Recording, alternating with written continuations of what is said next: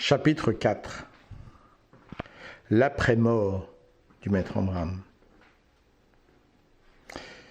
Il est vrai que quand vous entendez tout ce que je peux expliquer sur le bon fin, sur la fraternité blanche universelle, vous pourriez vous dire, ouais, il y a des trucs quand même troublants, positifs, mais c'est pas terrible. C'est pas terrible. Je me souviens une fois où le maître Omram était encore vivant, quand on était au bon fin, et il y avait une petite fille, elle était juste devant le terrain de la gymnastique, devant la grande salle. On allait rentrer, et puis la petite fille, elle regarde, elle dit « Ah, ici c'est vraiment, tout est vraiment très beau, mais j'aime mieux le terrain de gymnastique avec l'eau. » Parce que des fois, ils arrosaient avec les pich, pich, pich, pich, pich, pich. Et moi, ça me gonflait avec ma copine. J'ai dit, regarde, on est au paradis, hein, c'est merveilleux et tout. Et là, on écoute cette petite fille, donc c'était mignon ce qu'elle disait. Et juste quand elle dit ça, pouf, il y a l'eau qui sort. Et je regarde ma copine, je dis, bon, c'est bien, allez, on rentre là. On rentre dans la grande salle. J'ai vu plein de manifestations comme ça. Alors, évidemment, on peut toujours dire, bah ouais, c'est subjectif, c'est le hasard. Mais il y avait cette force, cette espèce d'harmonie étrange qui va au-delà de l'intellect classique. Et puis après, il y avait aussi, comme je l'ai expliqué absolument, ce cinéma, cette incompréhension, cette manipulation, le pouvoir, l'argent, etc., etc., etc. Puis il y a ça, la mort du maître Omram, horrible, horrible. La honte pour tous ces gens, une honte totale, une honte d'âme, profonde, absolue, que je condamne totalement. Quoi, Edgy, tu condamnes ça? Oui, je condamne. Je condamne la honte. Je condamne le fanatisme et la stupidité. Si je ne condamnais pas ces choses-là, je n'aurais rien compris à l'enseignement de lumière.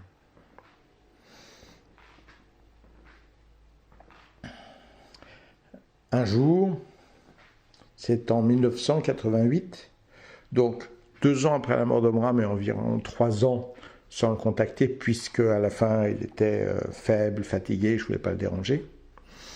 Je suis en Ardèche, c'est au mois de juillet 1988, et je fais de l'escalade. Je faisais beaucoup d'escalade en solo, hein, c'est-à-dire sans sécurité, sans corde et seul.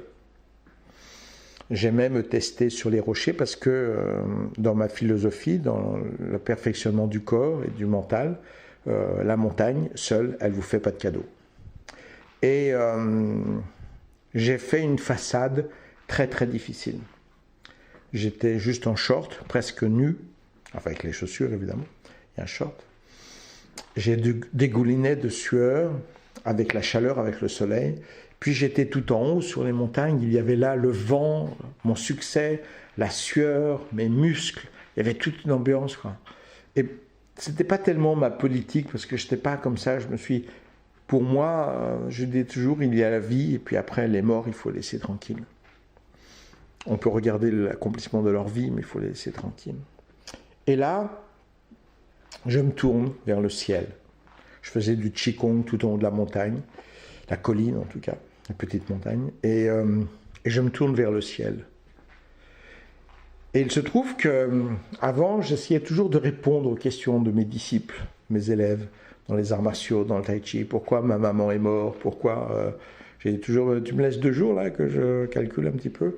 Des fois, j'allais chercher dans les livres où j'appelais Maître Omram. Et là, depuis 3 ans, je me débrouillais tout seul.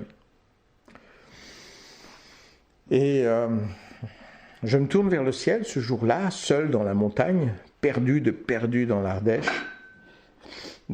C'est même pas dans la gorge de l'Ardèche, c'est dans l'Eyrieux, donc c'est une autre partie de l'Ardèche qui n'est pas du tout touristique. Il y a très peu de monde et c'est vraiment perdu. Un endroit que je connais très bien, où j'allais très souvent faire des randonnées ou de l'escalade. Et là, je me tourne vers le maître Omram, vers le ciel, et je dis, maître Omram, je suis très content pour vous, vous êtes mort maintenant, vous êtes avec les anges, vous êtes avec la lumière, vous devez avoir tellement de paix. Je suis tellement content pour vous. Mais en même temps, qu'est-ce que je fais, moi, pour mes élèves? Comment je réponds à leurs questions? Qu'est-ce que je fais? Qu'est-ce que je fais? Comment je fais pour les aider? Et le vent a continué à souffler. Puis après, j'ai dit, vous en fichez, hein. C'est normal, je comprends. Écoutez, je ne peux que respecter votre position et j'essaierai de trouver une solution. Voilà, c'est tout.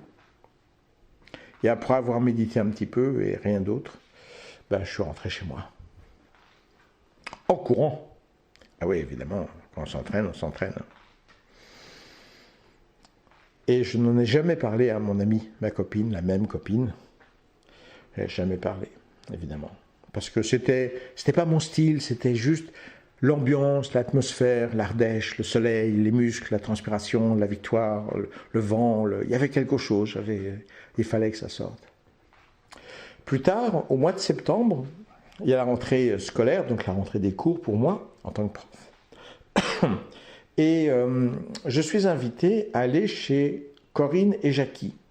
Jackie, c'était un élève d'arts martiaux, une ceinture verte, ceinture bleue. Et Corinne, c'était sa femme. Et pour moi, c'était une rencontre particulière parce qu'elle était diabétique aussi. Donc c'était la première fois de ma vie que je passais un petit peu de temps avec un autre diabétique. Parce qu'en général, j'évitais de rencontrer des diabétiques, on va se raconter nos petits malheurs de diabétiques, etc. Ça ne m'intéressait absolument pas. Et en soirée, cette fille, elle fait du Ouija. Elle fait tourner les verres, vous savez, avec des méthodes particulières. Et Jackie, ça l'intéresse aussi. Et ma copine, ça l'intéresse aussi. Donc ils sont à 3 à faire tourner les verres comme ça. Et ils sont tout excités quand, au bout de 2 ou 3 heures, le verre a bougé de 15 cm et qu'ils ont eu 3 lettres, puisqu'il y a un alphabet qui entoure l'endroit où le verre bouge et tout. Ah, on a eu oui, oh, c'est merveilleux, c'est fantastique. Et moi, je regardais ça, je trouvais ça lamentable, minable. Mais vraiment, j'avais honte pour eux de leur excitation sur rien. Et je lisais un livre, d'ailleurs un livre de Maître Omram, je me souviens. J'étais sur un divan, je ne m'occupais pas de ce qu'il faisait. Puis au bout d'un moment, pour me moquer, j'aurais dit, bon, allez, je vais vous montrer comment on fait vraiment. Donc je viens pour m'asseoir à la table, pour être le 4e. Et je venais un peu pour me moquer. Ceci étant, quand j'ai fait ça, j'ai appelé un canal de lumière. Ça fait partie de l'enseignement du Maître Omram. On appelle un canal de lumière que toute obscurité soit chassée, que seule la lumière puisse être présente.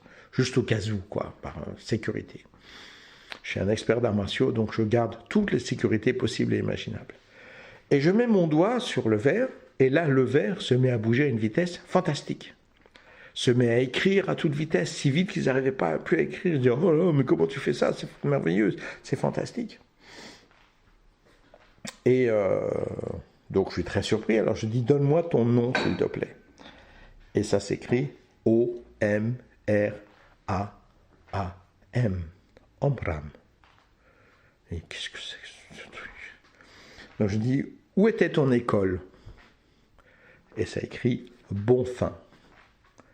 Et dans quelle ville est le Bonfin? Fréjus.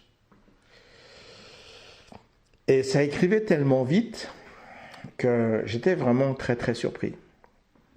Et la première fois, je n'ai posé que des questions pour démasquer un peu, pour voir si c'était une sottise ou pas.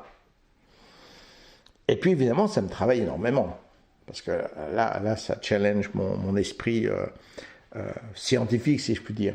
Scientifique dans le sens où, mais non, le Ouija, ça ne peut pas exister. Oui, mais si je suis devant quelque chose où, objectivement, même si on avait voulu, on n'avait pas le temps de s'harmoniser pour tricher avec le verre, parce qu'il y a 4 personnes qui poussent sur le verre, et donc le fait que ça se déplace si vite, tout de suite sur les lettres et tout, c'était au-delà même de l'harmonie qu'on puisse créer ou de jeu qu'aurait pu faire une seule personne.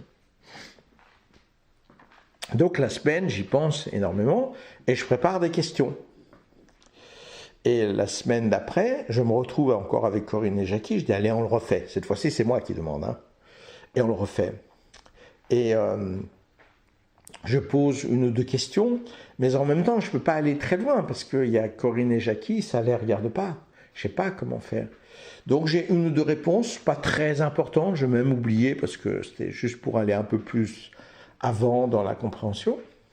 Et même à un moment, moi-même, je dis, bon, on va arrêter, parce que je ne voudrais pas que vous soyez trop fatigués. Je sais que ça paraît bizarre, mais c'est c'est ma façon d'agir avec des gens. Alors, faut pas oublier, moi, je l'ai connu, il a 80, la dernière fois que j'ai vu, il avait 85 ans. Hein, donc, je respecte. Et là, sa réponse, c'est « Je suis un jeune homme ». Et je me dis, bah oui, évidemment, ouais, s'il est mort, c'est stupide de penser qu'il est vieux. Ouais, je suis un jeune homme. Et ça me travaille énormément.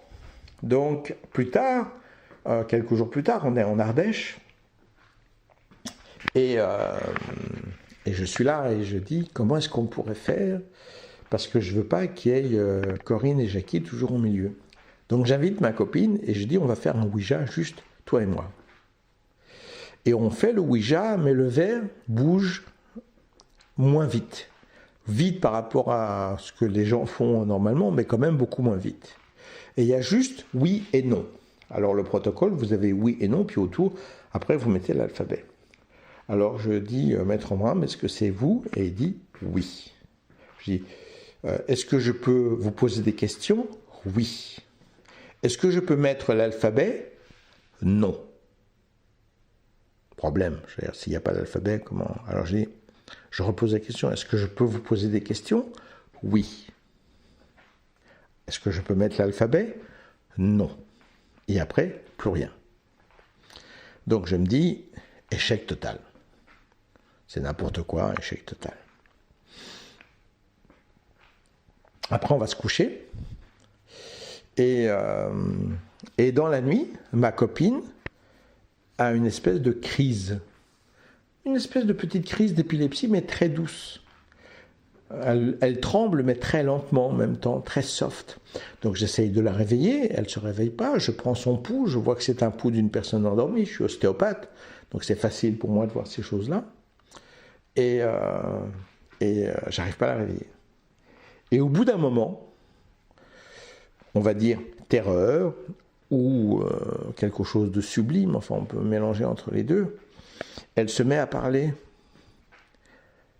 Eh bien, Yuji, voilà, je suis là pour te parler et pour répondre à tes questions. Et je suis là, je dis, ah non, alors ça, t'arrêtes. Je ne parlais pas à Omram, je parlais à Fabienne. J'ai dit, t'arrêtes ça, t'arrêtes, c'est pas drôle du tout, ça ne m'amuse pas, c'est pas respectueux, etc. Et la voix continue, et à un moment, la voix continue et commence à me dire, bien sûr, tu m'as appelé sur la montagne. Je dis, oh là, qu'est-ce que c'est que ça? Ce que je n'avais pas dit à ma copine. Donc même si ma copine voulait faire du cinéma, comment est-ce qu'elle savait que j'avais appelé Omram au début sur la montagne? Il y a 2 mois, tu m'as appelé, je t'ai entendu. Alors, je viens pour répondre à tes questions. Je dis, donc je me calme, je dis ok, bon. Très bien, prenons le postulat. Vous êtes mon maître, vous êtes mort il y a 2 ans, quoi, et là vous venez parler à travers ma copine. Pourquoi pas? Pourquoi pas? Et pourquoi vous venez me parler à moi? Elle m'a dit, parce que tu es perdu. Parce que tu as besoin d'un guide pour aller plus avant. Et comme je suis honnête, je dis, ok, je suis perdu. Et alors, je ne suis pas le seul à être perdu. Je dis, oui, mais tu m'as appelé. Et il y a autre chose. Tu es honnête. Tu es très honnête. Et comme je suis justement honnête, je lui ai dit, bah oui, d'accord, ok, je suis perdu et je suis honnête. Et alors, je ne suis pas le seul à être honnête. Et là, il rigole. Il rigole comme il rigolait. Il rigole. La même façon de rigoler. Puis il me dit, tu serais très surpris de voir combien de gens sont véritablement honnêtes. Très surpris. Mais il y a autre chose. Je dis, ok, c'est quoi autre chose? La manifestation de cette honnêteté, de cette pureté de cœur. Lorsque tu étais sur la montagne, tu n'as rien demandé pour toi, seulement pour tes élèves. Et par cet acte de courage, d'honnêteté et d'amour, tu as ouvert un canal très puissant. qui me permet de venir te parler à travers ton ami. Je viens non pas pour parler avec tes élèves, je viens pour te donner la connaissance, pour répondre à toutes les questions de tes élèves, comme tu l'as demandé. Nous allons travailler ensemble pour que tu apprennes tout ce qui est nécessaire de connaître, pour apporter la lumière, la justice, la vérité dans le cœur de tous. Voilà pourquoi je viens te voir, parce que tu m'as appelé avec force et pureté, avec la puissance et la dignité de ton âme.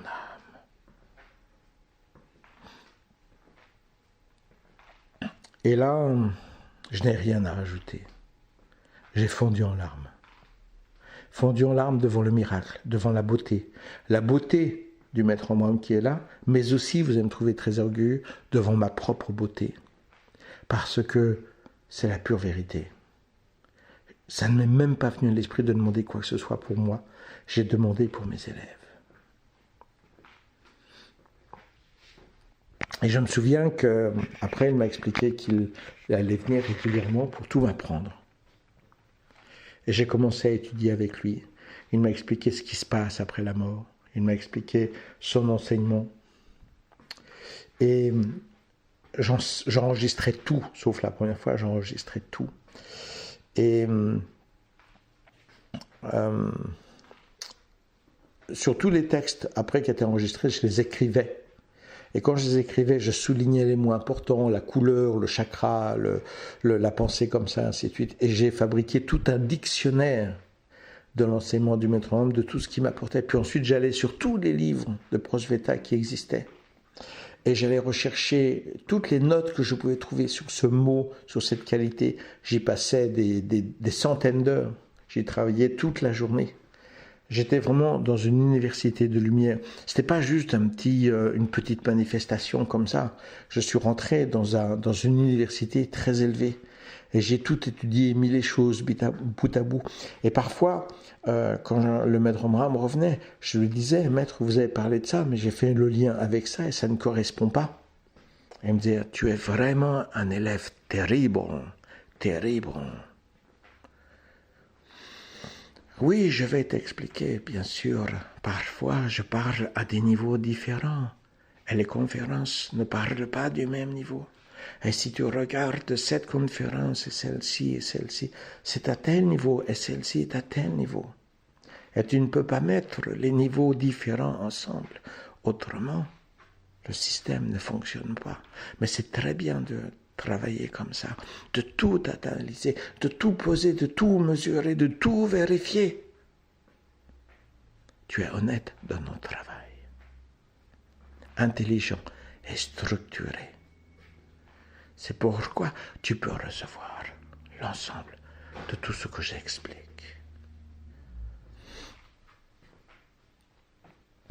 Et pendant 2 ans environ, jusqu'en 1990, le Maître Abraham est venu me voir régulièrement, soit environ 2 ou 3 heures tous les mois, en travaillant sur des sujets très précis et en allant plus avant.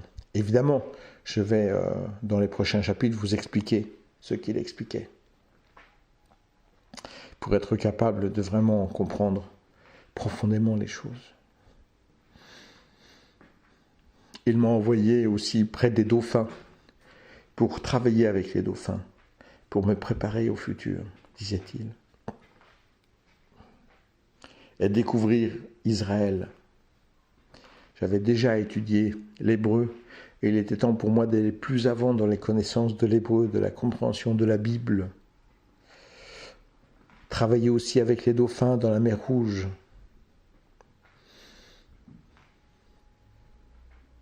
Comme si les dauphins me permettaient d'être plus avant dans la compréhension.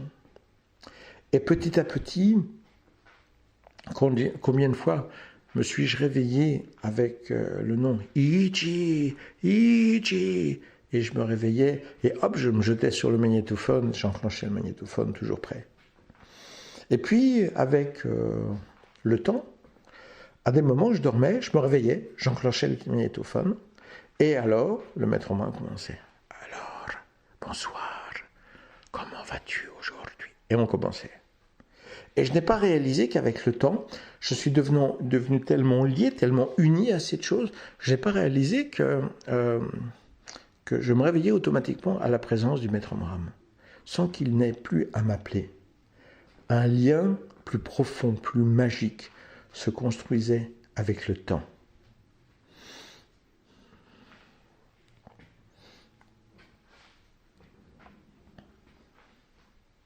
Et c'est pour ça que plus tard, en travaillant avec le maître Omram, il m'a aussi demandé de retourner au Bonfim. Et c'est pour ça qu'après, j'ai eu une longue expérience au Bonfim, après la mort du maître Omram, mais avec le maître Omram, qui souvent me parlait et m'a envoyé au Bonfim aussi pour régler des erreurs qui se sont passées, de l'argent qui a été volé, des mensonges. Il m'a envoyé en tant que justicier, parce que je suis honnête. Et les gens avec qui je parlais au Bonfim ne comprenaient pas comment je pouvais connaître ça ou ça, comment je pouvais connaître cette histoire d'argent volé, ce mensonge, cette manipulation. Et très étrangement, j'ai appris un peu du maître Omram, et une fois que j'ai connu du maître Omram, et que j'ai parlé avec telle ou telle personne, très étrangement, les gens se sont mis à parler. On dit « Ah, j'ai vu que vous saviez ça, mais je me doute que c'est un tel qui vous désire. » Bah attendez. Et alors, ils me racontaient encore plus de secrets. Et je me suis retrouvé à connaître tous les secrets de manipulation, de vol, de mensonge, d'argent, du Bonfim, parce qu'ils étaient persuadés que c'était un autre qui avait balancé ces informations. Comment pouvait-il deviner d'où je tenais les informations à l'origine? Donc ça a poussé d'autres à parler, à parler. Et au bout d'un moment, je suis devenu une force au Bonfim, très très gênante, parce que quand on voulait me jeter dehors, je disais attention, je connais ça et ça, donc si vous voulez pas que je parle, vous feriez bien de respecter. Et le pire de tout ça, c'est que j'ai continué avec ma fausse carte. J'avais même pas une carte du Bonfim. Donc en fait, si vous allez voir maintenant la mémoire du Bonfim, je n'existe pas. Je n'ai jamais fait partie du Bonfim, puisque la carte que j'avais, c'était une fausse carte, qui était faite par Christelle à l'origine. Donc voilà, ça a continué comme ça, et je n'ai jamais vraiment été inscrit au Bonfim. Donc officiellement, je n'ai jamais existé au Bonfim. Vous aviez en ce temps-là le frère Raphaël, qui me détestait totalement, parce que j'étais vraiment très très gênant pour lui, très très gênant. Donc c'est vrai que si vous allez au Bonfim et que vous parlez de moi, les gens diront que je n'ai jamais existé, ou ils me critiqueront et diront que je suis un monstre et un démon, ou un démon, ou un diable, enfin j'ai toutes les qualités. Évidemment, j'ai travaillé, il y a une famille, par exemple, qui a aidé à construire, il y a des hôtels qui existent au Bonfim, qui ont été créés pour quand les gens viennent en conférence, pas en conférence, pendant la période d'été, ou de Pâques, et ainsi de suite. Et donc il y a des hôtels qui sont assez chers et qui ont été fabriqués par le Bonfim. Et pendant que le Bonfim fabriquait ces hôtels, il y a certaines personnes qui ont acheté des emplacements au Capitou, qui est donc la cité de villa qui est juste au-dessus du Bonfim, qui n'est pas du tout du Bonfim, mais qui est... Et il y en a un que je connais, par exemple, il a construit toute sa maison en détournant des matériaux du Bonfim. Voilà. Toute sa maison a été construite comme ça. Il y avait aussi la pyramide qui devait être fabriquée, la pyramide j'ai oublié maintenant, des 24 vieillards, je pense. Il y a de l'argent qui a été collecté, et une fois que l'argent a été collecté, le monsieur qui était responsable de ça, il s'est barré avec tout l'argent, purement et simplement. C'est pour ça que cette pyramide n'a jamais été construite. Et puis le Bonfim avait trop d'argent, trop d'argent. Et comme j'étais au courant, je posais des questions. Je disais, alors vous faites quoi cet argent? En fait, on aide Prosveta, parce que Prosveta a de gros problèmes financiers. Ah. Mais il se trouve que quand je suis retourné au Bonfin et que j'y suis resté beaucoup plus longtemps, eh bien, ma copine a travaillé au Prosveta. Elle a pu voir que Prosveta, c'était un succès total, qui avait beaucoup d'argent.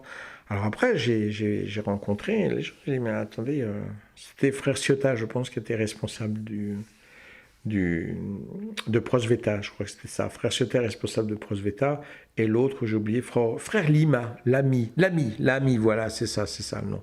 Frère Lamy, celui qui avait interdit qu'on aille à ma conférence, sinon on était mis dehors. Lui, il était responsable du Bonfin, si je me souviens bien. D'ailleurs, à la fin, il avait pété une durite, il portait un chapeau comme le chapeau de Maître Omram, enfin bon. Donc, il commençait à glisser sérieusement vers je suis le Maître Omram. Et bref, au Bonfin, à Prosveta, moi j'ai dit, mais alors qu'est-ce que vous faites de votre argent? Il dit, ah bah on en donne beaucoup au Bonfin parce qu'ils ont beaucoup de problèmes financiers. Oups, les deux racontaient la même chose en sens inverse, quoi.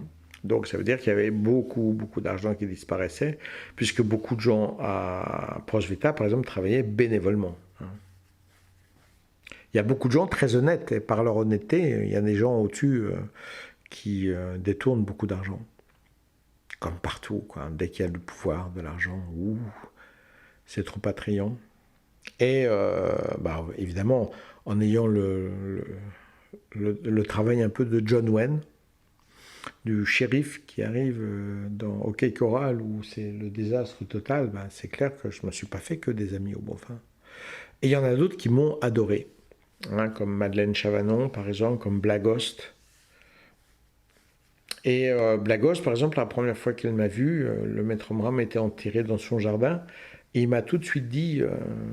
elle m'a tout de suite dit, ah bah vous, il n'y a aucun problème, hein, vous rentrez dans la maison, vous vous recueillez sur la tombe du Maître Omram, alors qu'il y avait plein de gens qui réclamaient sans arrêt, et Blagost, elle disait non à peu près à tout le monde. Et moi, dès qu'elle m'a croisé, sans même me parler, tout de suite, ah vous allez là. Elle m'avait vu avant, mais là tout de suite, tout était ouvert pour moi. Donc encore une fois, ça recommençait, hein, le même cinéma, il y avait des choses étranges, magiques, où tout était ouvert pour moi. C'était assez énervant, hein, pour la plupart des gens. Et en plus, je parlais avec plein d'anciens, on se demandait bien pourquoi je parlais pendant des heures comme ça avec des anciens. Un jour, il y avait l'Assemblée Générale, puisque le Bonfin, c'est la Fraternité Blanche Universelle, et que c'est une association, et l'Assemblée Générale, elle était permise qu'à certaines personnes. Or, c'est contre la législation française. Donc moi, j'y suis allé, et j'ai pas le droit d'y être, d'après leurs critères à eux. Donc, frère Lamy, quand il m'a vu comme ça arriver, il a fait signe à 3 frères, qui se sont levés, il a parlé dans ma direction, et les 3 frères ont commencé à se déplacer dans ma direction. Et là, Sœur Blagos, qui était là, s'est levée. Elle a regardé droit dans les yeux les 3 personnes en croisant les mains, et ils ont été figés. Ils se sont tournés vers le frère Lamy, ils ne savaient plus quoi faire. Et le frère Lamy a fait signe non, gentiment de la tête, et ils sont repartis s'asseoir, et j'ai écouté toute la réunion pour comprendre au niveau de l'argent, au niveau... Donc il y avait toujours cette chose-là où j'étais avec beaucoup de sympathie et beaucoup d'antipathie selon les gens. J'étais une personne de pouvoir avec lequel il fallait faire avec, alors que je n'appartenais pas à leur système finalement. Hein. Très rapidement, j'ai compris que le Bonfin était tordu, et au lieu de rester au Bonfin, j'ai pris ensuite une villa au Capitou, à l'allée de la Tramontagne, qui était donc très proche du Bonfin. Et c'était un appartement meublé qu'on m'a pratiquement donné. Je suis arrivé, le propriétaire, oh, j'arrive pas à louer ça, allez, je vous le donne. Donc évidemment, je paye un loyer, hein, mais on m'a donné les clés tout de suite, voilà, pas de caution, ce qui était bien parce que j'avais pas beaucoup d'argent. Tout était meublé, tout super classe, super agréable, et voilà. Et pendant des années, et j'ai habité là pendant tout le temps où j'ai fait mon travail autour du Bonfin. Donc ça veut dire que j'étais là, au Bonfin, et en même temps, je n'étais pas dépendant du Bonfin. Et j'ai eu affaire à des histoires horribles, vraiment horribles. Et cette même Allemande qui était toujours à l'entrée, elle rêvait de me refuser, et seulement, voilà, elle ne pouvait pas me refuser. Parce qu'elle savait que je connaissais des choses très très embêtantes. Donc je me souviens que des fois j'arrivais à l'entrée où il y a un barrage pour les voitures, quoi. Et moi j'allais directement en voiture dans le Bonfin, ce que peu de gens faisaient. Et elle me faisait signe non. Alors de la tête je faisais signe oui. Et elle ouvrait le barrage. Et je passais. Donc en même temps c'était fatigant parce que c'était toujours conflictuel. Hein, toujours conflictuel, c'était fatigant. Mais j'ai fait ce que j'avais à faire au Bonfin. Nettoyer certaines choses, telles que le maître Omram me l'avait demandé. Il s'était largement occupé de moi pour m'apprendre des choses. J'étais à sa disposition pour tout service dont il avait besoin. Et j'ai clarifié beaucoup de choses. Beaucoup de choses. Évidemment, je me suis fait beaucoup d'ennemis. Et ce faisant, c'est ainsi que Madeleine Chavanon, qui était à 100% avec ce que je faisais, il y a eu des réunions qui ont commencé à exister, et puis un jour, il y a eu cette fameuse réunion où le frère Lamy a dit « Toute personne qui va là-bas sera chassée du Bonfin pour toujours ». Il y avait finalement 80, presque 100 personnes qui étaient là, et qu'il n'a pas osé chasser parce qu'ils étaient trop nombreux. Hein. Et puis surtout, ces gens attendaient de moi de prendre le pouvoir, et je leur ai expliqué ce que le maître Omram voulait, et puis après, ils m'ont dit « Est-ce que tu veux bien prendre le contrôle ?» Et je dis « Non. Non, mon histoire n'est pas là. J'ai accompli ma tâche et c'est terminé. » Et plus tard, le frère Lamy est venu me trouver. Il m'a dit, mais attendez, je ne comprenais pas. Vous avez le pouvoir, vous avez 80 personnes qui sont prêtes à faire la révolution avec vous. Et au moment où vous accédez vraiment dans quelque chose de très puissant, malgré toutes les interdictions que j'ai faites, c'est vous qui tuez le poussin dans l'œuf. Là, je ne comprends pas. Je dis, parce que j'ai fait ce que j'avais à faire. Je ne me suis jamais battu pour le pouvoir, mais pour la vérité. Pour la lumière. Et le frère Lamy était vraiment perdu. Je dis, bah, vous devriez pouvoir comprendre quand même. Hein. Ça fait partie des choses que vous êtes censé avoir étudiées pendant très longtemps. Et c'est ainsi donc que je suis rentré dans une relation très très très très particulière avec le maître Omram. Je vais y revenir en détail. Et en même temps avec le Bonfin vers lequel je suis revenu. Alors que le Bonfin ne m'intéressait plus avant. Et là, j'ai rencontré des gens qui sont devenus des acolytes de cette opération magique. Et il y a eu Yannick Percherancier, que je connaissais d'avant, Madeleine Chavanon, qui était la femme qui avait préparé le fameux coton magnétisé, que j'ai découvert quand je suis revenu. Et il y a eu aussi Frédéric et Pierre-Jean Canquette, Chudesna et Augustin, je pense, qui était plus âgée, qui était donc la maman, et qui, elle, habitait à Fréjus. Et il y a eu un petit network, un petit réseau qui s'est construit comme ça, de gens qui étaient là comme prêts à accomplir cette révolution avec l'autorité du maître Omram. Donc il y a bien d'autres choses qui sont passées pendant ce temps-là, et j'y reviendrai. Et c'est là où j'ai découvert des choses qui étaient plutôt des choses horribles de la part des disciples, et fantastiques et merveilleuses dans le pouvoir, dans l'enseignement du maître Omram. Plus tard, j'ai appris d'autres choses. Une fois que j'ai pu apprendre la vérité sur le Bonfin, j'ai appris la vérité sur l'engueulade du maître Omram avec le maître Peter Denov. L'origine de tout cela, l'essence de tout cela. Et là, j'ai découvert des choses qui n'étaient pas toujours si fantastiques et merveilleuses. Cela fait partie de la découverte de la réalité d'un réseau de gens qui sont hautement inspirés, mais qui ne sont pas non plus parfaits, parce qu'ils sont humains sur un plan d'humanité, et qu'ils existent dans cette humanité. Et il y a d'abord le refus de la divinité, puis l'incarnation de cette divinité dans le visage d'une personne. Voilà. Maintenant, je vais imaginer que Matthieu, qui a une trentaine d'années, est divin. Donc, ah oui, mais il a un bébé. Bah, comment il a fait ça, puisqu'il ne fait pas l'amour? Bah, c'est pas possible. Attends, c'est pas possible. Ah, s'il fait l'amour, bah alors, il n'est pas divin. Et on entre dans ce cinéma lamentable. La divinité, c'est une essence, pas une personne. Et cette essence peut être captée par telle ou telle personne, et à d'autres moments, c'est moins divin. Même le maître Omram. C'est ce que j'ai appris aussi en travaillant avec son essence manifestée dans cette vibration particulière qu'étaient ces messages fantastiques qui sont venus pendant 2 ans. Et même après 2 ans, ça n'a pas cessé, ça s'est transformé. Ces 2 ans étaient une nouvelle préparation pour autre chose, encore autre chose. Quel est le chemin? Où est-ce que ce chemin cesse de la vibration divine? La vibration divine ne cesse jamais. Elle est plus grande, plus forte, plus proche, perpétuellement. Et même si elle est plus proche de nous, elle est reçue et incarnée et manifestée dans un corps physique qui a ses besoins. Une hypoglycémie, un désir sexuel, une tristesse, un désespoir. Tout cela fait partie de la machine physique. La machine physique du maître Omram tant qu'il était physique et la machine de Iji tant qu'il est physique. Et il y aura toujours du physique au milieu puisque pour qu'une chose vous arrive, il faut qu'elle passe par un plan physique, par votre propre corps ou à travers quelqu'un d'autre. Donc il y aura toujours un entachement, si je puis dire, je ne sais pas si on dit ça en français,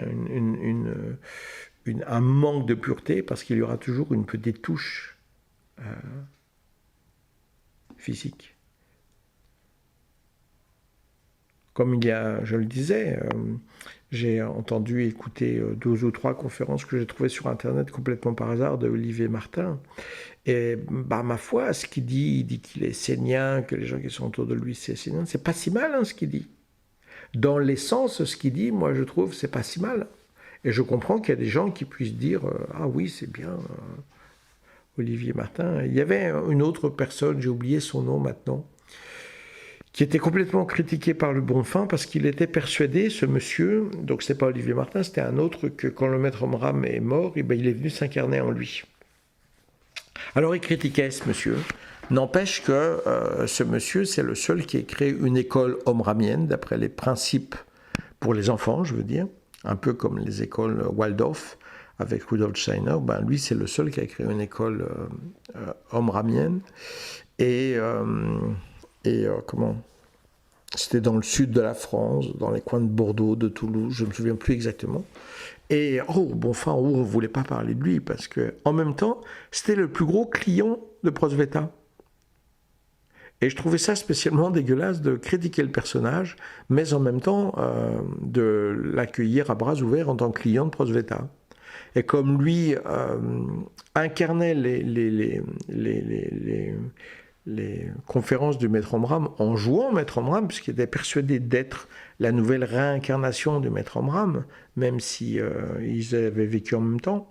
Il était habité par l'âme du Maître Omram, donc il faisait des conférences vivantes. Et du coup, tout le monde achetait les livres de Maître Omram, et du coup, son école était le plus grand client de Prosveta. Alors que Prosveta, c'était l'éditeur numéro 1 au monde de livres occultes, on va dire, spirituels. Voilà. Parce qu'il traduisait tellement de livres et qu'il vendait tellement de livres. Donc, à cette échelle-là, ce monsieur-là, c'était le client numéro 1 de Prosveta. Quant à Olivier Martin, eh bien maintenant il fait exactement comme ce monsieur dont je ne me souviens pas le nom. Et il est l'incarnation du Maître Omram et la réincarnation du Maître Peter de Nov. Donc il a une suite de collections quand même. Et quand je l'entends, c'est vraiment, il a repris toutes les attitudes et le cinéma, si je puis dire, d'Omram, qui était sa personnalité. Et pourquoi être obligé de devenir Omram pour pouvoir parler? Et ça, je trouve ça franchement malsain. Et bon, dans le discours, Olivier Martin, je suis avec la lumière, comme l'était le Maître Omram, le Maître Peter Noir. En fait, nous sommes un, quoi. Hein, nous sommes les Esséniens et nous sommes un. Et alors là, au niveau de l'humilité, Olivier Martin, il ne se prend pas pour... c'est le fils de Jupiter. Hein. Maintenant, au-delà de ça, si j'analyse d'une façon technique ce que Olivier Martin dit, dans les quelques passages que j'ai entendus, c'est pas si mal. C'est pas si mal. Alors, est-ce que Olivier Martin est inspiré par la lumière? En tout cas, il n'est pas inspiré par l'humilité, ça c'est clair. Ça, c'est absolument clair. Maintenant, est-ce qu'il est inspiré par la lumière? Eh bien, je dirais que malgré que je puisse le juger en même temps comme un petit trou du cul, en même temps, c'est possible qu'il soit avec la lumière, oui, parce que ce qu'il dit, c'est pas mal. Je ne suis pas d'accord avec le protocole, mais finalement, avec le contenu de ce qu'il dit, c'est pas si mal. Et moi, je peux croire qu'un Olivier Martin, comme cet autre client qui existait avant, peut-être qu'il vit toujours ou qui est décédé, je ne sais pas, ce sont des gens qui finalement, au niveau de la lumière, font un travail qui n'est pas si mal. Donc, on va parler de gens qui sont tordus du point de vue de la lumière, mais qui pourtant incarnent la lumière. Eh bien, je pense que la lumière cherche à se manifester partout où elle peut se manifester, que le chemin soit pur ou pas. Est-ce que je peux dire que je suis parfaitement pur avec la lumière? Moi, je crois que je suis à 100 000% honnête avec la lumière, avec mes élèves. Mais je suis un être humain qui souffre, qui a des limitations, qui est dans l'agonie et dans la solitude. Et c'est certainement pas les meilleures essences pour me mener à ne manifester que la lumière. C'est clair que mon entourage est très obscur.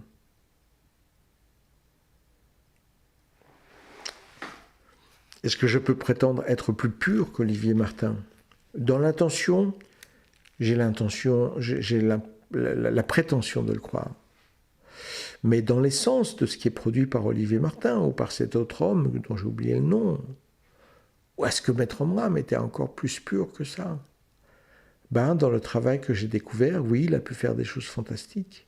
Il a pu venir à travers mon ami, me parler, m'enseigner. Et pour faire cette chose-là, je me suis dit, là, j'ai vraiment la preuve d'un être cosmique. Mais plus tard, j'ai découvert des choses qui n'étaient pas cosmiques du tout dans le passé, dans ce qu'il avait fait. Non pas dans ce qu'il a fait en tant qu'essence auprès de moi, mais dans ce qu'il a fait avant de mourir, dans sa vie physique. Et là, je me suis pris une claque gigantesque quand plus tard j'ai découvert des choses assez moches dans la vie de Maître Omram, par le Maître Omram lui-même. Et je me suis dit, ah non, ça c'est pas possible. Parce que j'ai confondu pendant un certain temps l'essence cosmique de Omram et puis l'être Ivanov. Et c'est pourquoi je fais une très grande différence entre le Maître Omram et le monsieur Ivanov, Mikhail Ivanov, qui vient de Bulgarie, un pays très pauvre et très violent. J'ai été plus tard aussi, après le Bonfim, j'ai été aussi en Bulgarie. J'ai voulu avoir accès aux conférences et j'ai travaillé avec une Bulgare qui parlait très bien anglais et qui me traduisait plein de choses pour pouvoir accès aux livres, aux enseignements. Et j'ai été aussi au 7 lacs de Rila pour pouvoir découvrir ce qu'on y trouvait. Et partout, j'ai trouvé de la divinité et de l'humanité. Quand j'ai voulu mieux comprendre le travail de la paneurythmie, je me suis aussi retourné vers la Bulgarie pour vraiment avoir le vrai travail. Et en ce faisant, eh bien, j'ai découvert un enseignement du maître Peter Donov qui disait la paneurythmie, c'est un travail divin qui ne cessera d'évoluer.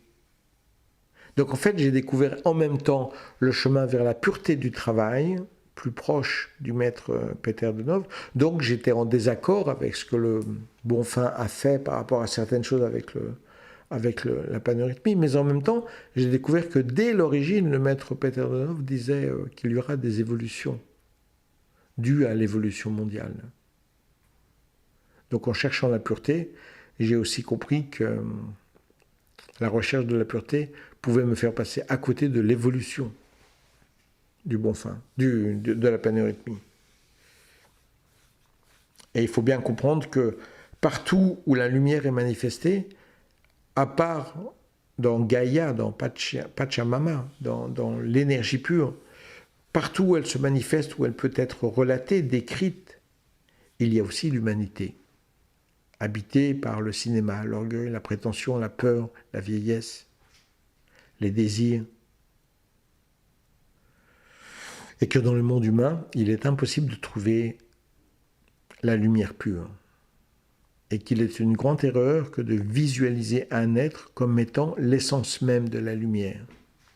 Car l'être qui s'est suffisamment tourné vers la lumière pour incarner la lumière est aussi un être humain, avec ses peurs, ses désirs, ses fantasmes, ses terreurs. Et que l'approche de la lumière repousse plus loin ces choses-là, oui, c'est vrai, mais ne peut pas les annihiler totalement. Donc partout où est la lumière manifestée pour les humains, se manifeste aussi l'humain.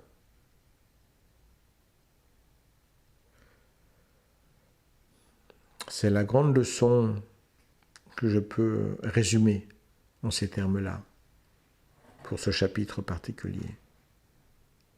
La lumière, oui, manifestée dans l'humanité, oui, donc manifestée par des humains qui ne sont pas pure lumière. C'est aussi un fait.